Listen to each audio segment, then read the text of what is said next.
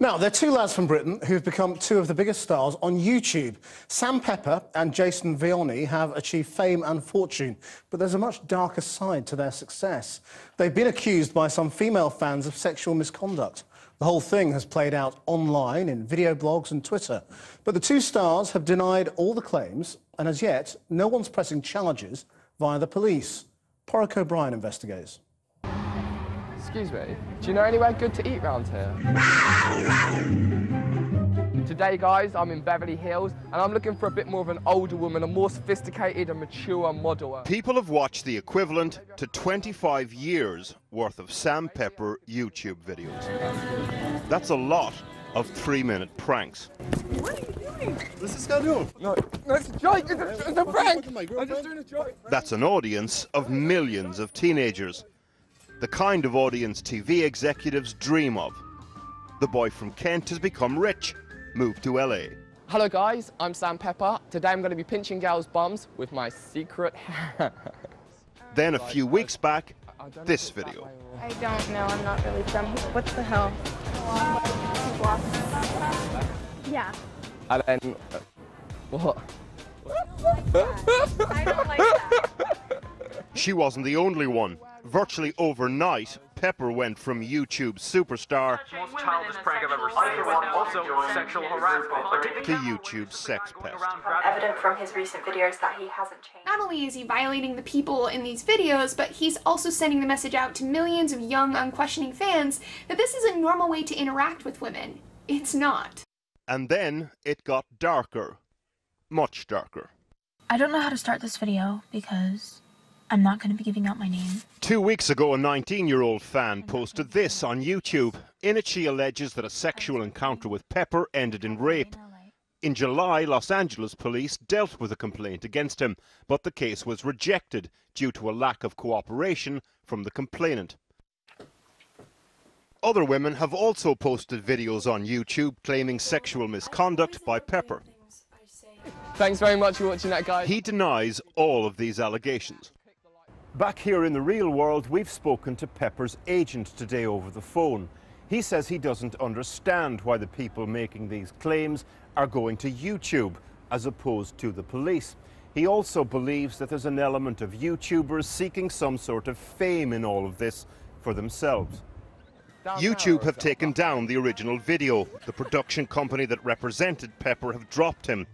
There's a lot of money at stake here. He's just lost an enormous advertising deal with Wrigley's chewing gum. If Sam Pepper is YouTube's prankster class clown, Jason Viohni is the demure emo at the back. I was just thinking about all the people that have abused me for my hair and whatever else in life. The 22-year-old Brit is now also an online superstar.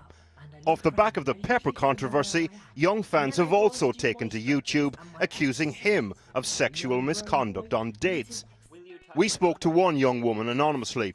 She was 16 at the time of the encounter. He was 20. He basically asked me to go to a hotel with him, and we stopped off at a shop where he bought a litre bottle of vodka. He basically told me to do multiple things with him. I didn't really agree, but I didn't really say no either. Hello, I'm Jason. She claims they had sex, but in hindsight, according to the woman who's now 18, it was all wrong. I think a lot of the YouTubers that have been called out should not have been doing what they were doing. They were in a very powerful position, and they decided to manipulate people that love them in a fan way, not in a way where they love them back. They feel like they know these people, but they don't.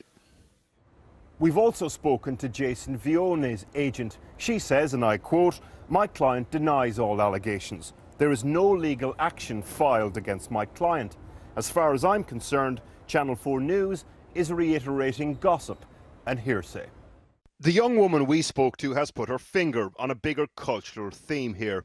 In this brave new world of online celebrity, all the old lines are blurring between screen idol and fan, between fan and friend. Well, joining me now from North Carolina in the United States is sex education video blogger Lacey Green, who's been speaking out about the lack of control over posts on the internet. And obviously what's really striking about this is that young women are going online and making these allegations and identifying themselves in some cases, it isn't going through the police and the usual channels, where actually it's normally very hard to get victims of abuse to identify themselves. Yes, that's true. A lot of people are going online, but I don't think that's everyone. I think some people are actually planning to file reports and press charges, and that's in process. But I think that a lot of people are scared. These are very powerful people. Sam Pepper has 2.5 million fans.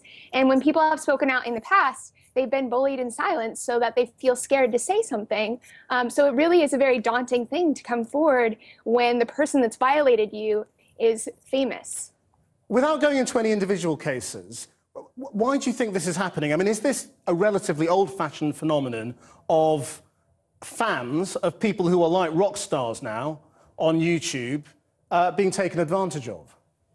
Yeah, I think it is an old school phenomenon on a new platform. YouTube is kind of unique in the sense that it allows fans to connect to people that they really idolize in very intimate ways. You know, you're meeting these people at meetups and at conferences, festivals, you're talking to them online on Facebook. And so I think that opens up the platform to a lot of shady behavior, basically, an environment where it makes it easy for predators to take advantage of these adoring fans who are just so excited to have their attention. Can anything be done about it? Who should be policing them? I mean, you know, there are big companies behind some of these stars as well, aren't there? There are, and I think those companies need to really think twice about who they're supporting. And I also think, you know, going forward through the legal system helps, but as we know time and time again, often victims of sexual violence do not get justice through the legal system. I really think also the community needs to come together and say something when they see this kind of stuff happening. People are really scared to say something about it. It's their friends, it's their coworkers, it's people they idolize. There's a lot of power dynamics at play. But I want it to be known, and I want people to not be afraid to say that this is not something we tolerate. This is not what the YouTube community stands for, and this is not going to pass. This is not going to fly in our community. I mean, what's really scary, I mean, particularly for parents, is the idea of people you're seeing on YouTube actually meeting up in real life. I mean, that's got to be something that can be, you know, there can be education about that, can't there?